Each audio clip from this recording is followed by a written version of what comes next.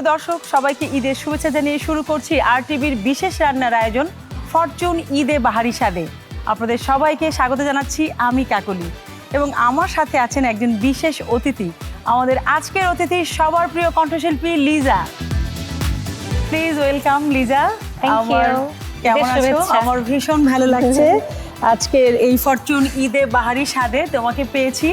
রান্না তো আমিই করব, যেহেতু রান্নার মানুষ আমি, কিন্তু আজকে কিন্তু আমাকে একটু হেল্প করতে হবে। অনেক ধন্যবাদ আমাকে এত সুন্দর আয়োজনে ফরচুন ঈদে বাহারি স্বাদে অনুষ্ঠানে আমন্ত্রণ জানাবার জন্য। আর আমিও রান্না তো অত পারি না, আজকে আপনার কাছ থেকে রান্না শিখবো।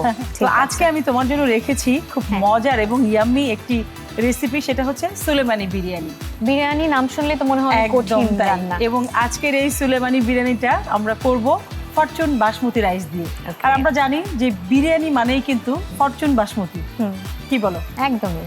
প্রথমে যেটা করতে হবে, আমরা এখানে নিয়ে নিচ্ছি আমাদের বাসমতি চালটা। এটাকে আমরা 20 মিনিটের জন্য একটু ভিজিয়ে রাখবো। ফরচুনের বাসমতি রাইসটা দেখলে আসলে মনটা ভরে যায়, যে এত লম্বা সরু চিকন, মানে মনটাই ফুরফুরে হয়ে যায়। চালটা এমনিতেই দেখতে খুব ভালো দেখাচ্ছে। একদম তাই, আমরা এই চালটা ভিজিয়ে রাখছি। সুলেমানি বিরিয়ানি আমরা যেহেতু আজকে এখানে করছি, আমরা এখানে নিয়েছি মাটন। আমরা একটা সাদা কাপড় নিয়ে নিব, এবং এখানে আমরা একটা পুটলি বেঁধে নিব। কিছু মশলা সেখানে আমরা দিব, এবং এটা কিন্তু মানে বুকে গার্নির মতো এই পানির সঙ্গে এটা সেদ্ধ হবে। Very interesting. এবং সেখান থেকে কিন্তু আমরা অ্যারোমাটা নিয়ে নিব আর কি। আচ্ছা, হয় না যে অনেক সময় আমরা বিভিন্ন মশলা মুখে স্পাইস পড়লে যেটা হয় যে একটা ভালো লাগে না, খারাপ লাগে আর কি। তো আমি তোমাকে দেখাচ্ছি প্রসেসটা। ওকে, মানে এখানে শক্ত মশলা কিছু আমার দাঁতে লাগবে না। নিয়ে নিচ্ছি ধনিয়াটা, এখানে যাচ্ছে তোমার শাহি জিরাটা যাচ্ছে একটু, যাবে এখানে মৌরি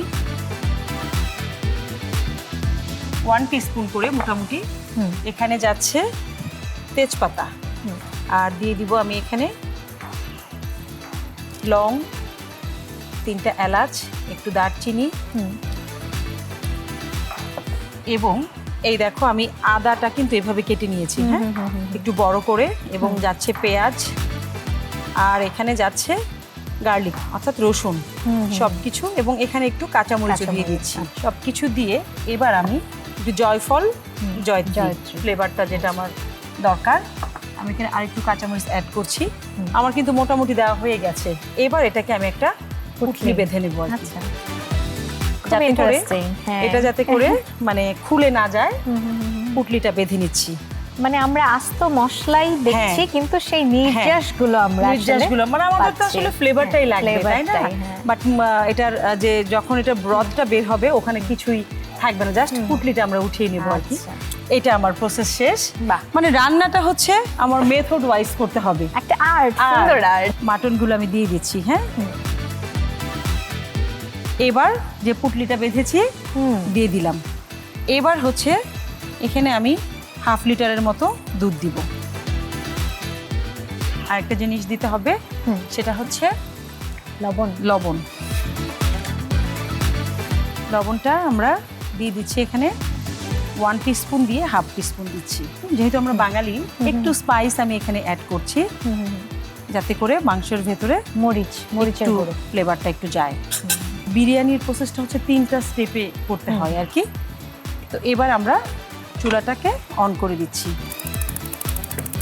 এখন কিন্তু আমাদের এটা বয়েল হতে থাকবে। বয়েল হতে হতে যখন আমি দেখব যে আমার দুধের সঙ্গে মাংসটা একদম গা মাখা হয়ে গেছে, তখন আমি মোটামুটি বুঝে নেব যে আমার হয়ে গেছে। তখন আমি মাংসটাকে নিয়ে নিব, এবং দেন আমি আমার পরের স্টেপে চলে যাব। যেহেতু আজকে আমরা তোমাকে পেয়েছি, আমি যেটা একটু বলতে চাই, আজকে তো আমরা ফরচুন বাসমতি রাইস দিয়ে আমরা আমাদের আজকের সুলেমানি বিরিয়ানিটা করছি। আর আমার কাছে যেটা মনে হয়, বিরিয়ানি মানেই কিন্তু ফরচুন বাসমতি রাইস। কারণ আমি যেহেতু রান্নার মানুষ, আমাকে কিন্তু প্রচুর রান্নাবান্না করতে হয়। এই বিরিয়ানি বলো, পোলাও বলো, বা খিচুড়ি, অনেক সময় হয় যে স্টুডেন্টদেরকে নিয়ে আমাদের অনেক বড় বড় অ্যাক্টিভিটিস করতে হয়, তখন কিন্তু বড় হাঁড়িতে আমাদের রান্না করতে হয়। তো আমি যেটা দেখেছি যে এই ফরচুন বাসমতি রাইসটা কিন্তু আমি নিশ্চিন্তে রান্না করতে পারি, বাহ। কারণ এতটাই এটা লম্বা দানা এবং রান্নার পরেও কিন্তু একদম ভেঙে যায় না, বাহ। এবং এতটাই ঝরঝরে যে হয় না যে অনেক সময় যে একটু পানি বেশি হলো বা কম হলো, আমরা অনেক সময় টেনশনে থাকি যে আজকের বিরিয়ানিটা ঝরঝরে হবে কিনা বা একটু লেগে লেগে যাবে হ্যাঁ, কিনা, বাট এই বাসমতি রাইস রান্না করার সময় একদম নিশ্চিন্তে রান্না করা যাবে। প্রতিটা দানা খুবই লম্বা, সরু এবং ঝরঝরে এবং ভাঙা মুক্ত। একটা চালও কিন্তু তুমি এটার ভেতরে ভাঙা পাবে না। বাহ। এটা কিভাবে সম্ভব আমি জানি না, বেশ দীর্ঘ 16-17 বছর হয়ে গেছে আমার এই রান্নার প্রফেশনে, তো অনেক কিছু নিয়ে আমাকে কাজ করতে হয়। তো আমি সেই জায়গা থেকে দেখেছি যে আমি খুব নিশ্চিন্তে রান্না করতে পারি। তো আমার আসলে কিচেনের খুবই ফ্রেন্ডলি একটা যদি বলতে পারো যে হ্যাঁ রান্নার সময় আমি খুব নিশ্চিন্তে থাকি, সেটা হচ্ছে ফরচুনকে Fortune নিয়ে। নিয়েই আর কি। আমি হচ্ছে নতুন রাঁধুনি আসলে। আমি এরকম সুন্দর সুন্দর আয়োজনগুলোতে যাই এবং যে আমি নিজে নিজে শিখি।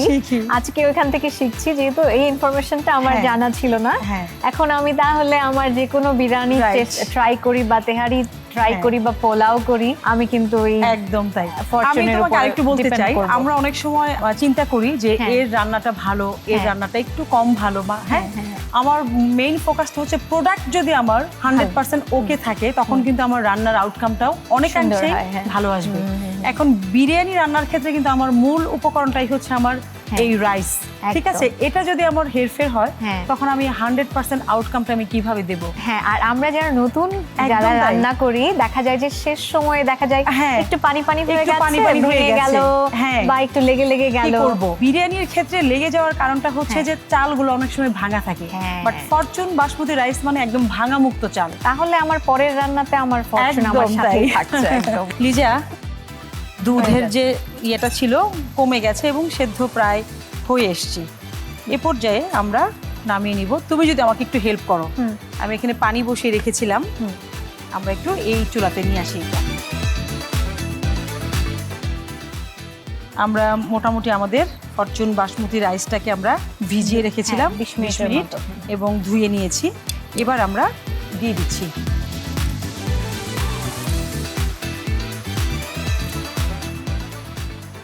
আমরা একটু সল্ট দিয়ে দিচ্ছি, তাতে করে চালের সঙ্গে সল্টের ব্যালেন্সটা হয়ে যাবে। চালটা বয়েল হতে একটু সময় লাগবে এবং আমরা এই রাইসটা আমরা 70%-এর মতো বয়েল সেদ্ধ করে করব নিব আর কি, নিব। হ্যাঁ। এই ফাঁকে যেহেতু তোমাকে আজকে পেয়েই গেছি, গান ছাড়া কিন্তু চলছেই না। তোমার কাছ থেকে আমি একটা গান শুনতে চাই এবং আমি বলে দিতে চাই যে কোন গানটা আমি শুনতে চাই। আচ্ছা, সেটা হচ্ছে ক্লোজ আপ ওয়ানে তোমার প্রথম মৌলিক গান যেটা ছিল ভুল করেও যদি, কখনো। এটা যদি একটু শোনাও, আমার ভীষণ ভালো লাগবে। Thank you. আর রান্নাঘরে থাকলে তো সবাই এমনি গুনগুন করে, একদম। সবাই সব রাঁধুনিরা আমি গান কিন্তু করে। তোমার এই গানটা গুনগুন করেই ইয়ে করি। Thank you. আজকে অল্প করে একটু শোনাই। গানটার কথা লিখেছেন সাগর চৌধুরী, সুসঙ্গীত করেছে এসআই টুটুল। ভুল করে যদি কখনো মনে পড়ে আমার, নীরবে যদি ওই দুটি চোখ জলে ভেজে তোমার, মনে রেখো আমি এখনো তোমারই প্রতীক্ষা। ভুল করে যদি কখনো মনে পড়ে এই আমার। অনেক অনেক ধন্যবাদ লিজা। আর তোমার গান শুনতে শুনতে এই ফাঁকে কিন্তু আমার চালটাও একদম বয়েল হয়ে গেছে। আচ্ছা। আমি এটাকে পানি ঝরিয়ে নিয়েছি। দেখো কতটা সুন্দর নাইস একটা হ্যাঁ, ঝরঝরে। আমাদের আজকের বিরিয়ানিতে আমরা ফরচুন রাইস ব্র্যান অয়েলটা ইউজ করছি। দিয়ে দিলাম আমরা এখানে, খুব বেশি না, 2 থেকে 2.5 টেবিল স্পুনের মতো। লিজা, আমাদের এই রাইস ব্র্যান অয়েলটা কিন্তু একদম সরাসরি ধানের কুড়া থেকে তৈরি করা হয়। এই তেলের মধ্যে রয়েছে এমন এক ধরনের উপাদান যেটা প্রতিদিন আমাদের খাদ্য তালিকায় যদি খাবারের মধ্যে আমরা সাপ্লিমেন্ট করি, তখন কিন্তু আমাদের শরীরের যে গুড কোলেস্টেরলটা আছে ওটা কিন্তু বাড়িয়ে দেয় এবং আমাদের শরীরে যে ব্যাড কোলেস্টেরল থাকে সেটা কিন্তু কমিয়ে দেয়, যার ফলে হার্ট খুব ভালো থাকে এবং সচল থাকে। সো আমরা প্রতিদিনের খাদ্য তালিকায় যদি এই তেলটা ইউজ করি, আমরা কিন্তু আমাদের হার্টটাকেও ভালো রাখতে পারি এবং সুস্থ রাখতে পারি। আমাদের কোলেস্টেরল লেভেলটাও কিন্তু নিয়ন্ত্রণে থাকে। একটু গরম মশলা লাগবে আমার।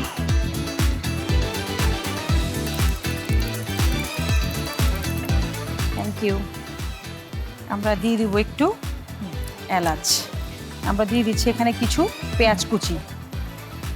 কিছু পেঁয়াজ কিন্তু আমরা আমাদের মাংসটা সেদ্ধ করেছি তখনও কিন্তু দিয়েছি পুটলির হ্যাঁ। ভেতরে, ওখান থেকেও কিছুটা অ্যারোমা কিন্তু চলে এসছে আমাদের। এই রেসিপিতে আমরা যেটা করব, অল্প পরিমাণে আমি এখানে বাদাম বাটাটা ইউজ করব। আচ্ছা এটা কাজু বাদাম পেস্ট আচ্ছা। দিয়ে দিলাম 1 টেবিল স্পুনের মতো। রয়েছে আমাদের টক দই, টক দইটা লাগবে।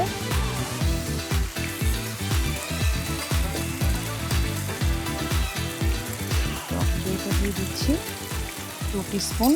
হালকা একটু জিরা গুঁড়া। এই রেসিপিতে গুঁড়া মশলার ব্যবহার খুব কম, হ্যাঁ, খুব বেশি না। একটু পানি দিয়ে দিচ্ছি।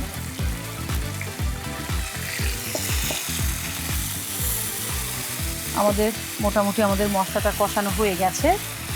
এবারে যেটা করব, আমরা মাংসটা এখানে কষিয়ে নিব। আমি একটু এখানে ব্রথ রয়েছে ওটা সহ দিয়ে দিচ্ছি, তাতে করে আমাদের বিরিয়ানিটা আরো ফ্লেভারফুল হবে। কারণ ওটার মধ্যেও কিন্তু ব্রথের মধ্যে গুলো একদম ওটা কখনোই ফেলা যাবে না। আমি খুব সামান্য একটু হলুদ অ্যাড করছি যাতে করে কালারটা একটু আসে। সাধারণত আমরা বিরিয়ানিতে হলুদ ব্যবহার করি না, বাট এই বিরিয়ানিতে সামান্য একটু দেওয়া যায়।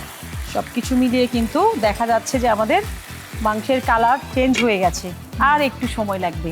এই ফাঁকে যেহেতু লিজাকে আজকে আমরা পেয়েছি, একটু গল্প তো করতেই চাই। কি নিয়ে ব্যস্ততা চলছে এখন? গানকে ঘিরেই তো আমার সব ব্যস্ততা। আর ঈদের সময় তো দেখা যায় যে টেলিভিশনগুলোতে সরাসরি গাইবার সুযোগ হয়, আর সারা বছর যেহেতু আমি চ্যানেলগুলোতে সরাসরি গাই না, ঈদের সময়টায় সেজন্য একটু বেশি ব্যস্ত থাকতে হয়। এছাড়াও কিছু শোজ আছে যেগুলো ঢাকার বাইরে, নতুন সুন্দর মিষ্টি কিছু গান যেগুলো আমার চ্যানেল থেকে দর্শকরা পাবে, আমার নিজের মৌলিক নতুন গান। ওই গানগুলো আমার তো রেডি শুনতে ইচ্ছে আছে, সেগুলো তো আনরিলিজ, এই জন্য অল্প করে শোনাই। এই গানটার কথা লিখেছে লালন লোহানী, সুর করেছে আমার খুব পছন্দের নাজির মাহমুদ, সঙ্গীত করেছে মুশফিক লিটু। আমি অল্প একটু শোনাচ্ছি, যদিও কখনো এটা আসলে গাওয়া হয় না। আমাদের সৌভাগ্য ফরচুন ঈদে বাহারি স্বাদের প্রোগ্রাম থেকে একটু চেষ্টা করছি। তোমার দিল আকাশে মেঘ যদি আসে উড়ে, আমি মেঘ সরাবো বাড়িয়ে দুহাত যতই থাকে দূরে। লিজা, তোমার গান শুনতে শুনতে এখন কিন্তু আমাদের মাংসের প্রসেসটা কিন্তু একদম ডান হয়ে গেছে। আমি কিছুটা মাংস আমি এখানে উঠিয়ে নিচ্ছি, যেহেতু আমি চালের লেয়ারে দিব, তো আমি নিচের পোর্শনে কিছুটা লেয়ার রাখবো এবং ওপরের পোর্শনে কিছুটা লেয়ারে দিব। এবার আমরা দিয়ে দিচ্ছি যেটা আমাদের প্রায় 70% সেদ্ধ করা চালটা। একদম ব্যাপারটা আসলে একের ভেতরে 3 বলা চলে আর কি, সবকিছু মিলিয়ে। ফরচুনের বাসমতি রাইস, একদম ফরচুন বাসমতি রাইস। আর এখানে রয়েছে ধনে পাতা এবং পুদিনা পাতা একই সঙ্গে ফাইন চপ করা আর কি। ওইটা এই বিরিয়ানিতে খুব নাইস একটা অ্যারোমা ক্রিয়েট করে। মোটামুটি আমাদের দেওয়া শেষ। এবার যেটা করব, আমি এটাকে ঢেকে দিচ্ছি। ঢেকে দিয়ে খুব অল্প আঁচে আমরা দমে রেখে দিব, দমে দেওয়ার।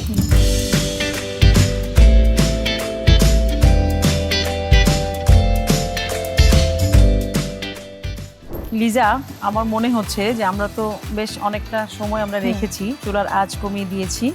এখন যেহেতু পুরো ফ্লেভারটা আমার একদম নাকে আসছে এবং উপর থেকে আমি দেখতে পাচ্ছি আমাদের চালগুলো কিন্তু অনেকটাই ফুলে উঠেছে। আচ্ছা, আমি কিন্তু ঢাকনাটা এর আগে উঠাইনি, এখন আমি একবারে দেখছি কি অবস্থা। ওয়াও, খুব নাইস। এখন একটু নেড়ে দিচ্ছি আমি, যেহেতু এখন আমরা সার্ভ করব। শুরুতে আপনি বলছিলেন যে নিশ্চিন্তে রান্না করতে পারবে সবাই, মানে যে রান্না বান্না কিছু জানে না সেও খুব সুন্দর করে এটাকে অ্যাপ্লাই করতে পারবে। ওকে, এবার আমি সার্ভিং ডিশ নিয়ে আসি একটা।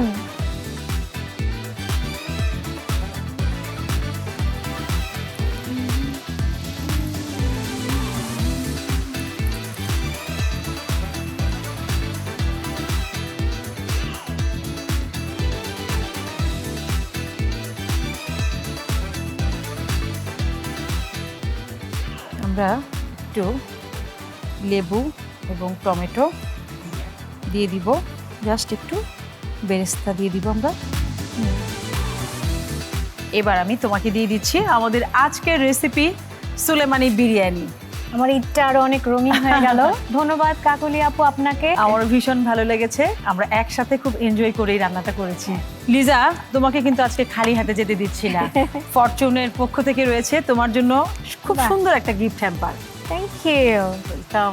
আমি ধন্যবাদ দিতে চাই ফরচুনকে, কারণ আজকে তো নতুন জানলাম আমি যে কোনো এখন বিরিয়ানি রান্না, একদম তেহারি রান্না, সেখানে তো Fortune basmati rice basmati rice. থাকবেই। আর ফরচুনকে ধন্যবাদ দিতে চাই এত সুন্দর একটা আয়োজনে আমাকে ইনভাইট করবার জন্য। সবার ঈদ অনেক রঙিন হোক এই প্রত্যাশা। Thank you RTV, thank you Kakuli আপা। থ্যাংক ইউ লিজা, আমার ভীষণ ভালো লেগেছে। নিশ্চয়ই আবারও দেখা হবে অন্য কোনো প্রোগ্রামে। দর্শক, ফরচুন ঈদে বাহারি স্বাদে এই ছিল আমাদের আজকের আয়োজন। নিশ্চয়ই আপনাদের ভালো লেগেছে। আগামী পর্ব দেখার আমন্ত্রণ জানিয়ে শেষ করছি আমাদের আজকের আয়োজন। ততক্ষণ পর্যন্ত ভালো থাকুন, সুস্থ থাকুন, আমাদের সাথেই থাকুন। ধন্যবাদ সবাইকে।